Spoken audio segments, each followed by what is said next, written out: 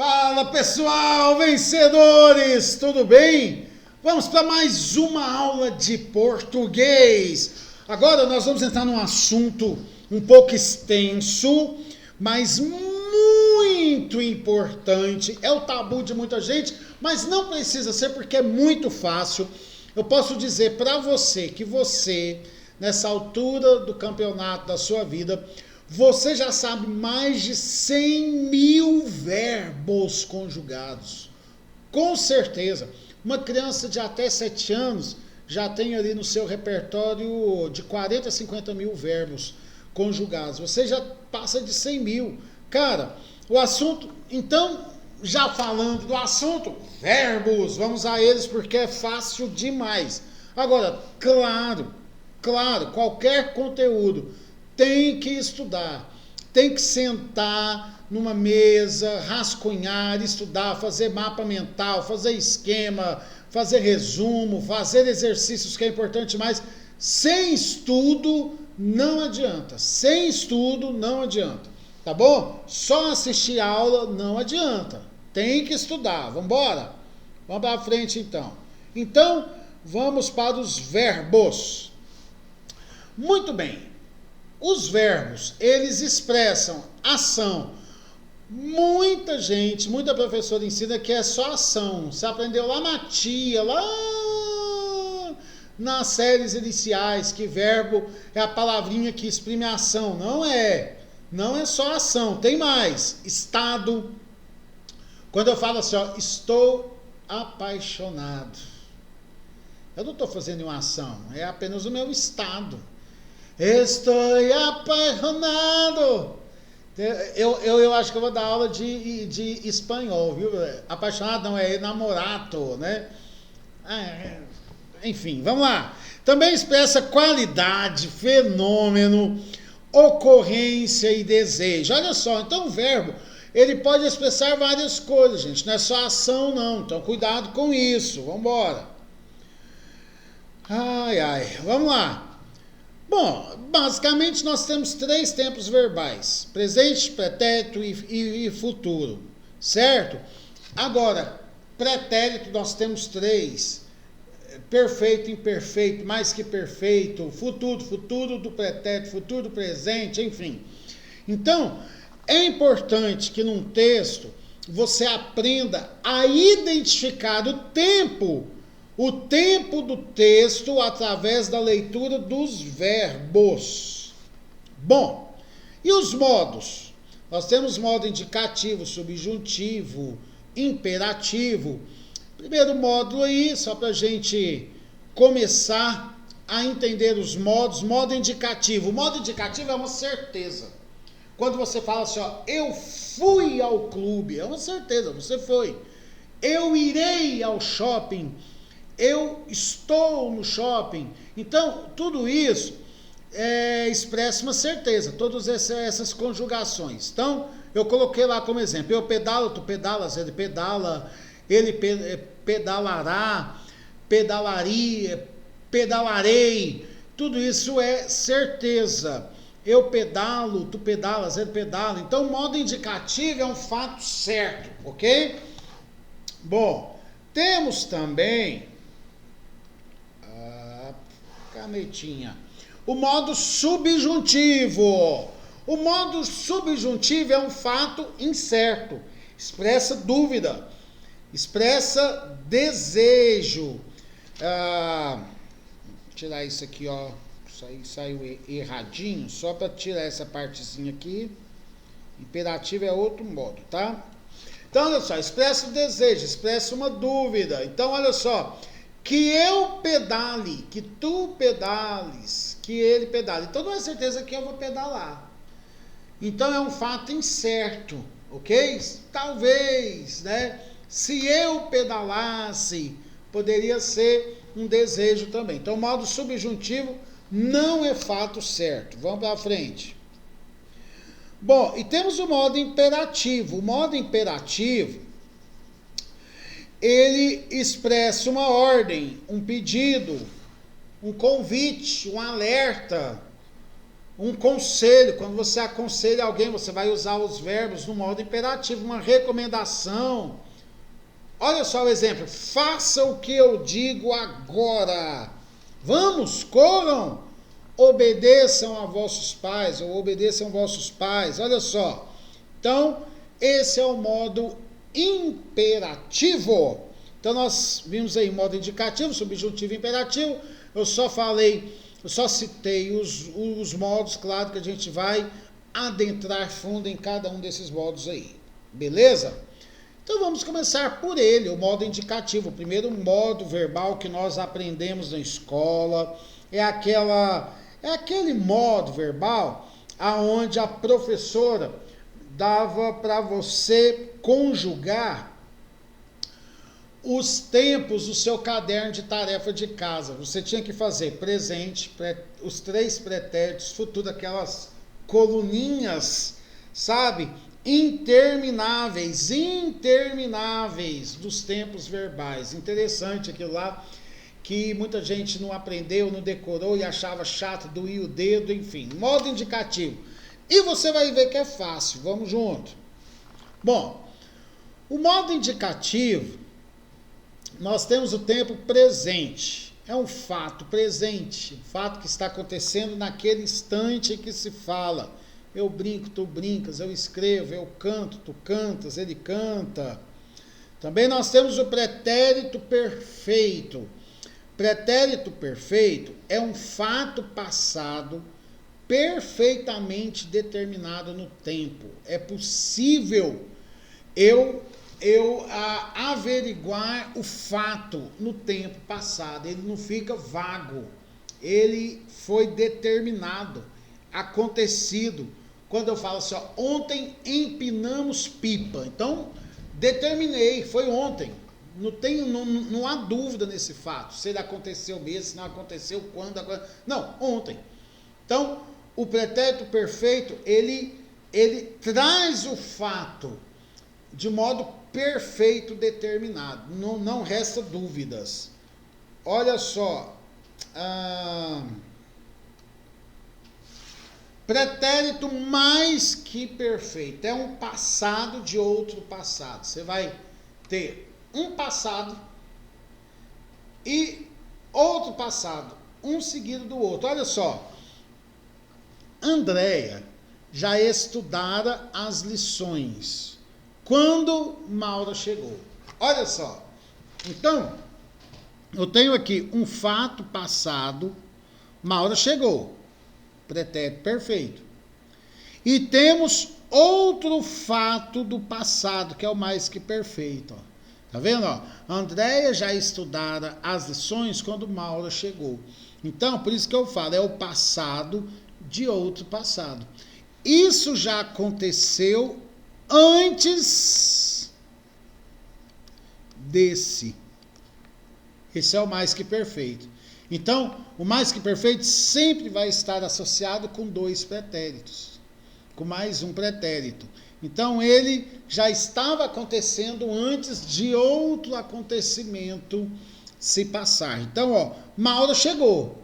Isso é um pretérito perfeito. Chegou, já foi determinado, ela chegou. Mas antes dela chegar, aconteceu algo, que é o mais que perfeito. Ou seja, Andréia já estava estudando, já estudara.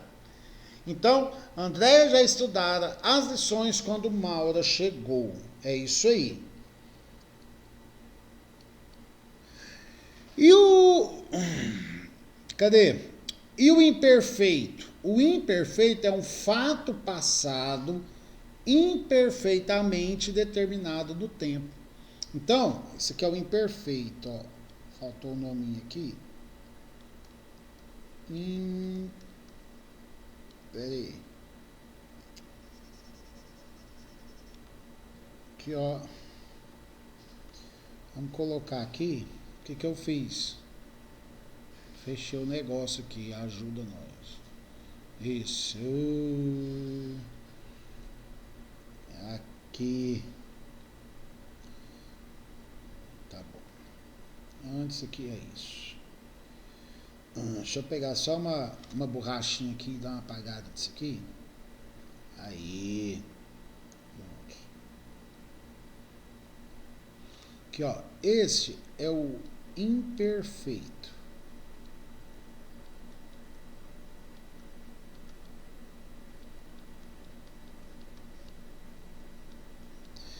Então, esse fato, ele não está muito determinado no tempo. Ele aconteceu, mas em que tempo? Não sei. Quando eu falo assim, ó, eu lia para meus filhos, pode ser ontem, pode ser há muito tempo atrás, está vago lá atrás.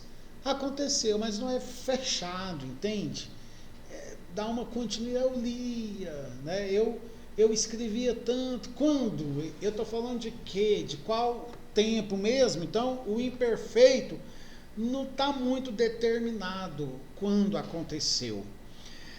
Nós temos também no modo indicativo o futuro do presente. É um fato que deve ocorrer num tempo vindouro.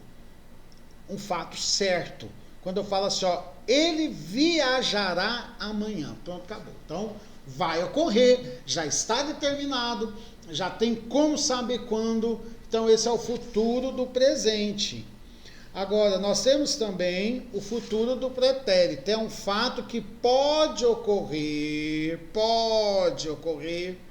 posteriormente a um determinado fato passado. Então, eu tenho um fato passado e talvez aconteça algo depois. Por exemplo, se eu tivesse dinheiro, olha só, viajaria nas férias. Ele pode, eu não quero dizer, vai depender de eu ter dinheiro, né? Se eu pudesse cantar, estaria rico, né? Está sempre associado a um fato lá atrás, passado, que poderia ter ocorrido, mas não ocorreu, enfim.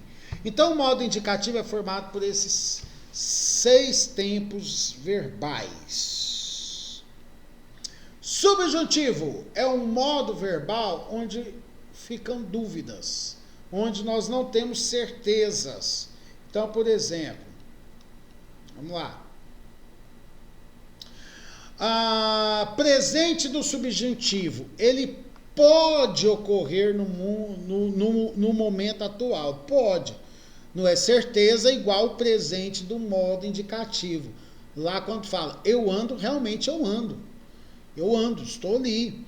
Agora, o presente do modo subjuntivo, não. Olha só, é conveniente que estudes para o exame.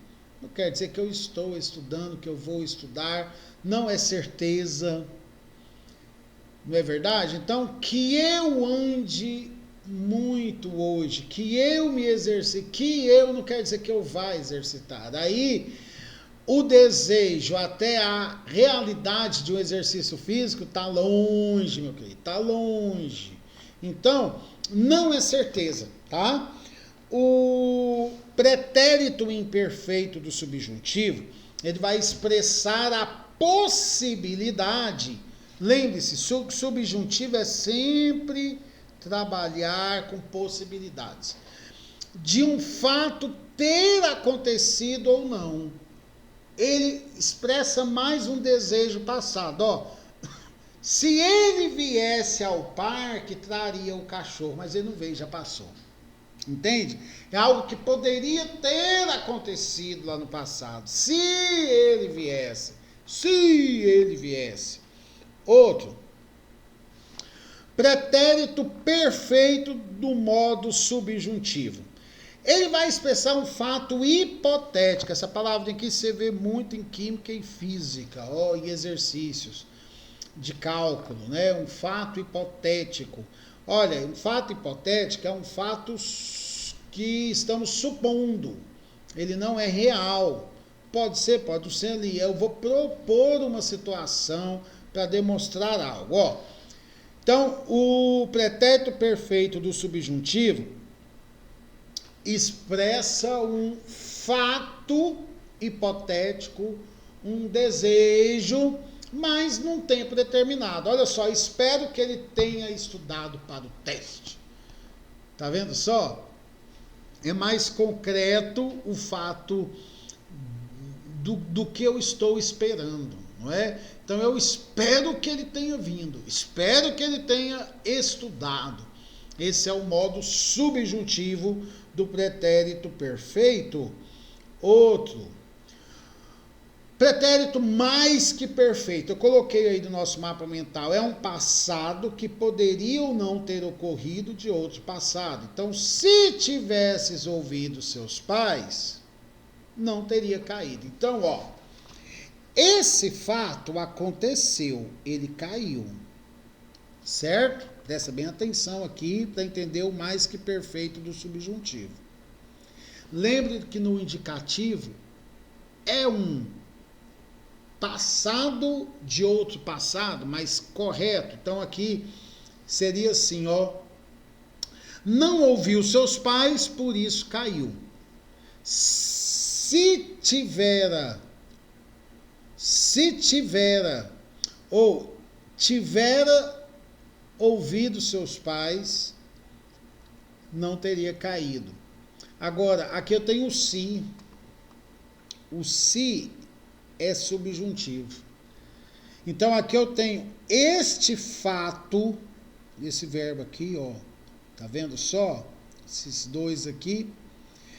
Então, eu tenho se tivesses ouvido, ó, esse é um fato que poderia ter acontecido antes desse, ó. Esse é o mais que perfeito. Esse aqui aconteceu em segundo lugar, esse aqui em primeiro lugar. Isso aconteceu antes disso. Isso é o mais que perfeito. Muito bem, mas não aconteceu. No mais que perfeito indicativo, os dois aconteceram de verdade. Só que um aconteceu antes do outro. Esse aqui não.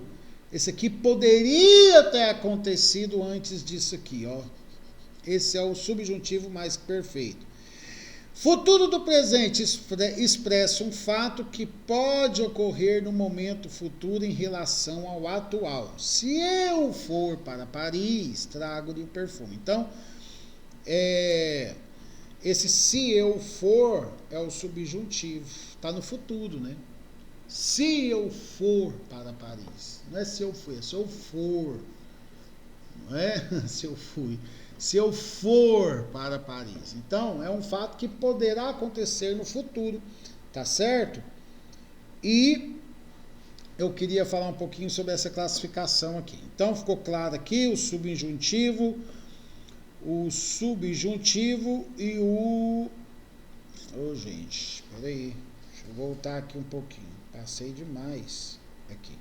O modo subjuntivo fecha aqui, então, com esse mapa mental aqui formadinho para você.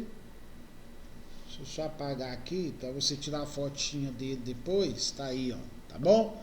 Mapa mental feito do modo subjuntivo para você. Show de bola. Vamos para frente? Agora sim, né? Bom, classificação dos verbos. Em relação à sua flexão, à sua mudança, ele pode ser regular ou irregular. Os verbos regulares são aqueles que apresentam o mesmo radical. Por exemplo, eu canto, tu cantas, cantou, cantarei. Deixa eu pôr isso aqui. Eu sou, tu és, ele é, seremos, por outro tempo aqui. Eu fui. Tá aqui. Olha só. No verbo cantar, esse radical C-A-N-T repete em todos os tempos, todas as conjugações, ó. O radical não muda. Tá vendo? C-A-N-T, C-A-N-T, C-A-N-T. Então, isso faz eles serem verbos regulares. Agora, eu conjugar o verbo ser, ó, eu sou, tu és, ele é, para cada conjugação muda demais. Nós temos aí radicais diferentes. quando os radicais não são iguais, não se repetem, eu tenho verbos irregulares. Ok? Então, essa é a diferença dos verbos regulares e irregulares. Os verbos defectivos são verbos que falta conjugação. Então, por exemplo, geralmente a primeira conjugação é o eu do tempo presente. Por exemplo, verbo falir. A gente não conjuga o eu falo, falho, não tem. Não existe essa conjugação do verbo falir. Entende? Então, eu fali, tu falistes, ele faliu, ou eu falirei, falirás, tal, enfim. Mas o eu não tem. Eu do tempo presente. Explodir. A gente não conjuga eu explodo, né? Não tem. Explodo algo, mas eu mesmo explodir não tem essa conjugação. Colorir. Eu coloro. Não existe eu coloro. Certo? Então, os verbos defectivos são verbos que vêm faltando conjugações. Não tem na língua portuguesa. Aí eu vou ter que usar formas nominais, que a gente vai ver daqui a pouquinho. Os verbos abundantes, eles têm duas ou mais formas equivalentes a eles. Então, eu tenho acendido e tenho aceso. As duas formas são aceitas. Eu tenho elegido e eleito. Vai depender do contexto da frase, tá bom? Um é presente e o outro é um passado, mas isso aí a gente vai ver mais para frente. Então, esses são os verbos abundantes, eles possuem duas ou mais formas equivalentes. O que vai mudar é apenas quando usar cada uma delas. Muito bem. Bom, verbos auxiliares e principais, você vai ouvir falar muito dos auxiliares e dos verbos principais. São duplos de verbo. Então, olha só, estou trabalhando. Numa frase, temos esses dois aqui, ó. Sempre o primeiro é o auxiliar. O segundo é o principal. Sempre. Auxiliar, principal. Principal traz a informação mais importante.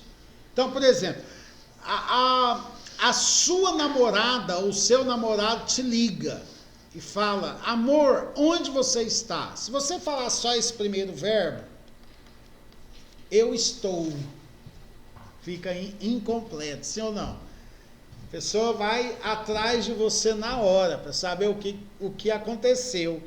Mas se você falar só o segundo verbo, amor, onde você está? Trabalhando. Aí sim, aí ficou uma informação completa. Ele entendeu o que você está fazendo. Então, o principal, ele traz a informação principal. Então, você vai ver sempre dois verbos juntos, em muitas situações. Então, o primeiro é o auxiliar. Os auxiliares ligam-se a formas nominais de um verbo principal, constituindo com elas locuções. Então, eu tenho dois verbos juntos, então eu tenho uma locução verbal. Agora, formas nominais, nós vamos ver na aula que vem quais são elas, tá bom? Que são gerúndio, particípio e infinitivo. Daqui a pouquinho a gente vai ver. Porque olha só, o trabalhando, terminando em NDO, está no gerúndio. Por isso que eu falei, ligam-se a formas nominais, esses são os auxiliares. Os principais são verbos de significação plena. Eles significam algo, uma ação bem resolvida, nuclear, é o núcleo da informação. É a palavra mais importante. Quando eu falo nuclear, é por ser a palavra mais importante. Então, no geral, auxiliar vem primeiro, principal vem segundo. Muito bacana. E para encerrar essa aula, eu quero falar com você sobre as 3 conjugações verbais. Nós temos verbos na língua portuguesa caracterizado pela vogal temática. A vogal temática é a vogal que vai definir, que vai mostrar para nós a conjugação a qual o verbo pertence. Então, olha só, eu tenho verbos de primeira conjugação, cujo infinitivo termina em ar: estudar, ficar, remar, cantar, andar, amar, apaziguar, carinhar. Então, todos esses terminam em ar. Então, os que terminam em ar são verbos de primeira conjugação, cuja vogal temática é o A. Verbos de segunda conjugação terminam em er, cuja vogal temática é o E.